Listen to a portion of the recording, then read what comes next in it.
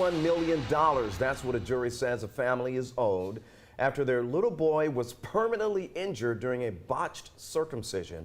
11 Alive's Latasha Givens is live outside the courthouse in Clayton County. Latasha, the family had been asking for $100 million from those 7 defendants.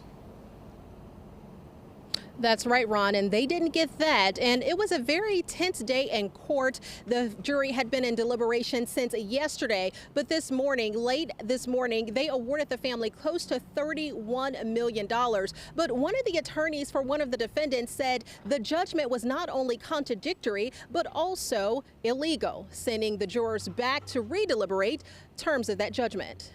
$31 million. That's what a jury just awarded a Clayton County family over a botched circumcision that permanently disfigured their son. 7 defendants were listed in the lawsuit, 3 clinics, 3 doctors, and a midwife who performed the procedure.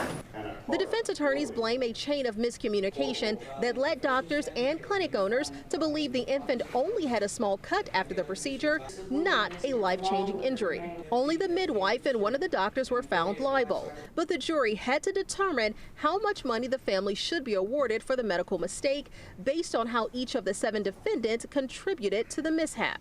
One roadblock today, jurors had to re-deliberate because they found Dr. Ann Seguin should pay 10% of the settlement, even though she was not originally found liable. Her attorneys argued it would be illegal to make her pay.